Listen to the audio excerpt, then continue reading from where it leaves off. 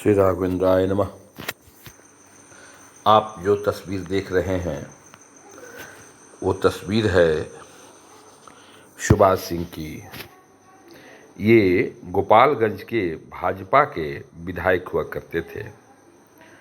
लंबी बीमारी के बाद ये मृत्यु को प्राप्त कर लिए और 3 नवंबर को उन्हीं की सीट पर चुनाव होने जा रहा है। आप थोड़ा चुनाव की बात को समझिए। इनकी पत्नी खड़ी हुई हैं कुसुम देवी।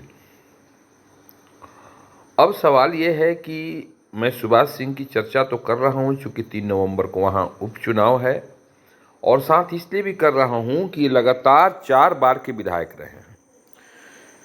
आपको ज्ञात होगा कि 2015 में जब भारतीय जनता पार्टी को 55 की 53 सीटें आई थीं, उस समय भी लालू और नीतीश एक हो गए थे और गोपालगंज में सुभाष बाबू का पैर उखाड़ नहीं पाए। जबकि माना जाता है कि अगर लालू नीतीश मिल जाए तो भाजपा को हराना आसान हो जाएगा, लेकिन ऐसा संभव नहीं हो पाया और भारतीय जनता पार्टी अपार बहुमत से जीत गई।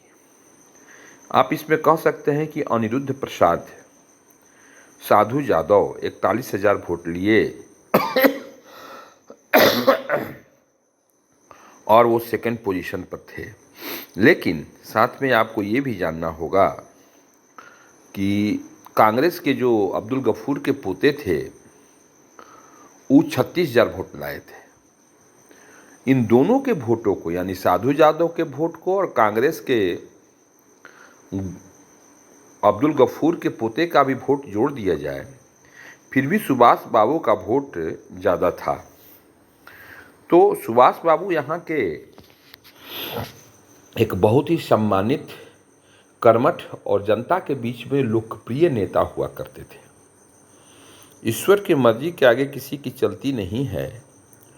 सुभाष बाबू नहीं रहे, सुभाष बाबू चले गए और वहाँ पर उपचुनाव आया।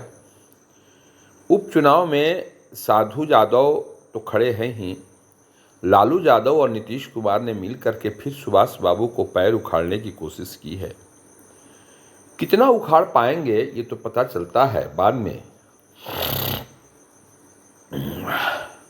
आप इस भ्रम में मत रहिएगा कि साधु यादव ने यादवों का वोट काट करके सुभाष बाबू को जीतने में अहम भूमिका निभाई। जी नहीं, साधु यादव यानी अनिरुद्ध प्रसाद का भी वोट अगर जोड़ दिया जाए तो कांग्रेस के अनुलुक हक, जो कि अब्दुल गफूर के पोते थे, उनसे ज़्यादा आया था। सुभाष बाबू जनप्रिय नेता थे और 2015 में लालू और नीतीश के मिलने के बावजूद भी ये वहाँ पर कमल का फूल खिलाने में सफल हो गए। और वही कहानी मोकामा के विधायक ने अपने क्षेत्र में गढ़ी। 2015 में लालू और नीतीश मिल के लड़े हुए थे, लेकिन अनंत सिंह ने वहाँ पे निर्दलीय होकर के अपना परचम फहराया। लोगों को इस मुगलाते में नहीं रहना चाहिए।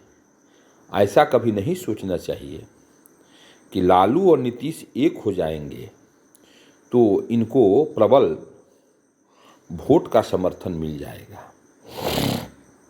अभी हालात बहुत बदले हुए हैं और नीतीश जी का जो उपनाम पलटू बाबू पड़ा है, इससे जनता के बीच में उनकी क्रेडिबिलिटी, उनकी प्रतिष्ठा दांव पे आ गई है। वो बड़े परेशान हैं अभी और चाहते हैं कि किसी भी तरह से, लालू यादव भी चाहते हैं कि दोनों चुनाव भाजपा से जीत करके मनोवैज्ञानिक बढ़त बनाई जाए और ये कहा जाए कि जनता इन लोगों को पसंद नहीं करती है। देखिए, दोनों में 2 फैक्टर हैं। हालांकि अनंत सिंह लालू यादव के ललटेन छाप से खड़े हुए हैं और इनको नीतीश का समर्थन है।